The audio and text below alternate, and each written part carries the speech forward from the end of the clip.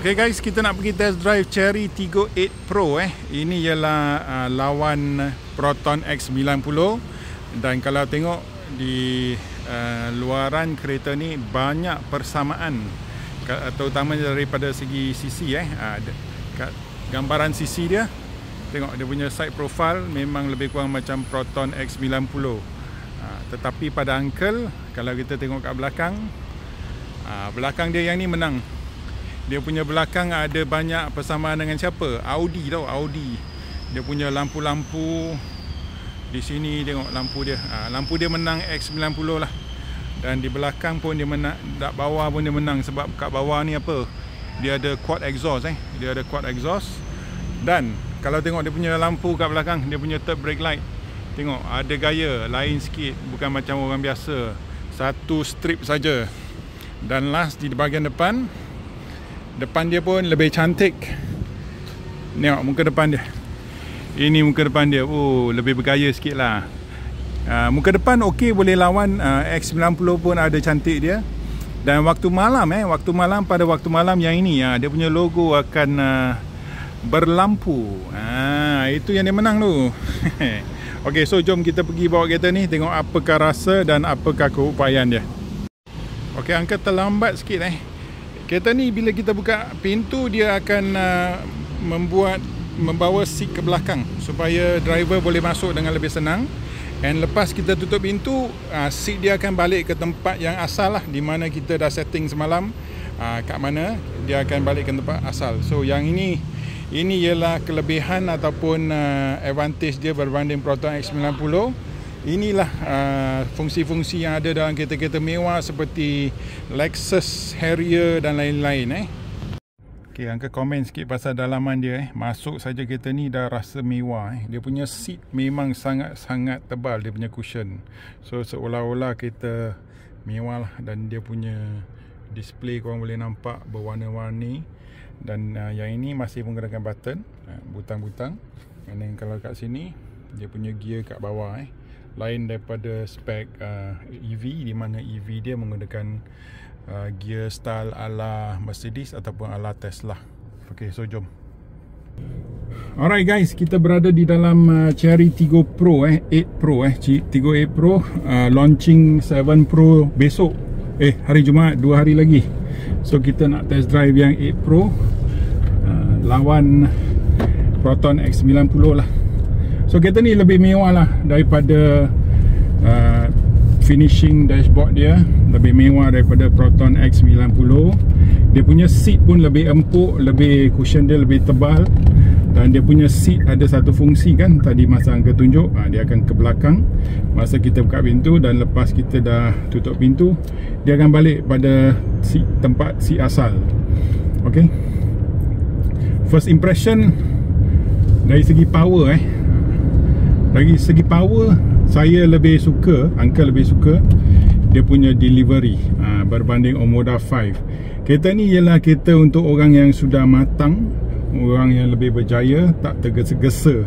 Omoda 5 ialah untuk orang muda. So orang muda dia nak so sebab tu dia tak ada pedal dengan engine macam tu lah. So yang ini dia memang santai, relax je. Memang bagus. Ini sudah level eksekutif insulasi bunyi memang sangat-sangat senyap. Di luaran kita tak boleh dengar bunyi bas, bunyi taksi, bunyi van. Dan kita berada di jalan yang sangat-sangat baru. So dia punya gegaran, getaran, apa-apa daripada jalan raya memang tak rasa lah. Permukaan jalan masih baru. Datang dengan steering flat bottom, ada piano black.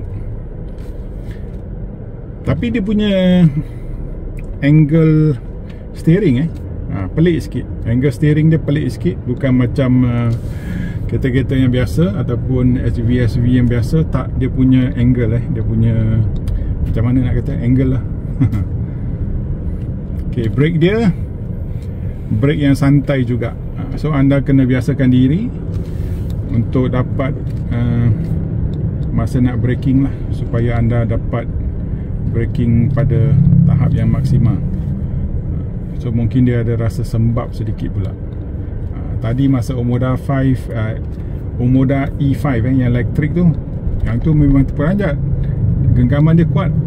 Yang ni pula dia santai. So talaan dia memang berbeza dari kereta kecil ke kereta yang besar. Talaan dia berbeza.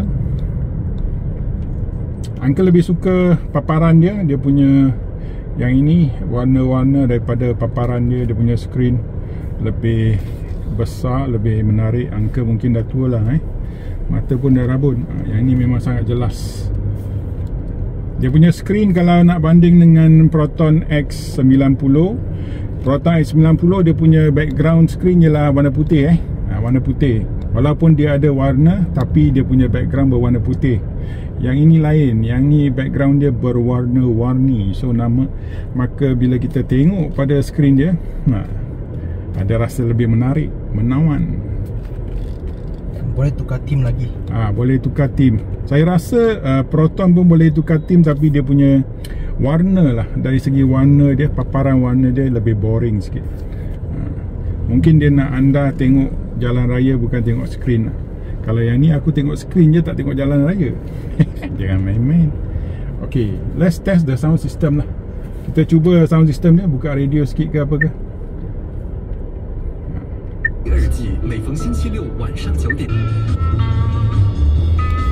Okay, Pop Ye Ye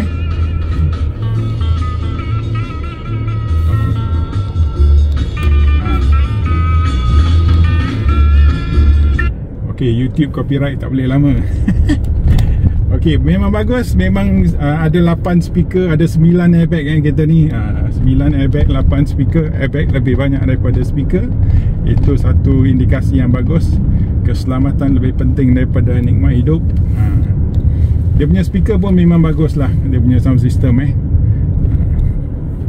kita tak boleh main lama. Okay, kita nak lenjan kereta ni 7-seater 5+2 So memang lawan X90 lah. Okay, naik bukit tak rasa underpower dengar betul-betul. Tak ada rasa underpower. Signal di sebelah kiri, kita ambil corner. Okay, ambil corner kat sini. Ada berani. Okay, dia talaan suspensi dia lembut. Okay, talaan suspensi dia lembut oleh kerana banyak kereta daripada China, dia punya talaan suspensi memang lembut sebab dia mengutamakan keselesaan. Tetapi saya rasa teknologi daripada China ada kurang sikit, di mana kemahiran ataupun keunggulan pada talaan suspensi dia orang belum sampailah ke tahap emas. Okey, di mana boleh diperbaiki, tapi dalam keadaan yang tidak begitu cepat dan tidak begitu tajam, boleh diterima.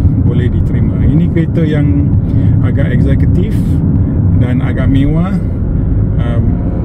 Masih ada ruang untuk diperbaiki lah. Kita jalan yang lebih cepat. Lori ni pergi mana ni? Okay. Okay, main mode lagi kan? Okay, tengok Cina. Normal sih. Normal mode entered. Okay, kita masuk normal mode tadi Eco pun kuasa dia dah cukup baik dah. Masuk normal dia dah lebih kuasa. Beza ni kacau Okay, horn dia boleh tahan. Angka dah lama tak test horn Ini horn macam BMW jugalah. Bunyi horn macam BMW, dia bukan horn Pondan. Okay, kita tengok boleh lepas 500 meter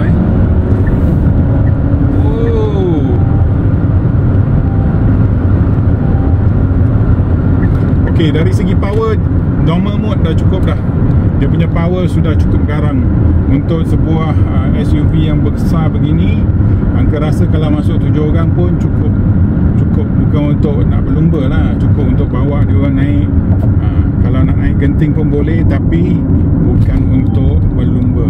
Kena ingat ini ialah SUV family, keluarga. Kau bawa 7 orang, kau nak berlumba ke mana? Betul tak? So memang selesa. Hanya dia punya talan suspensi kalah sikit lah. Mungkin kalah sikit pada X90 pun.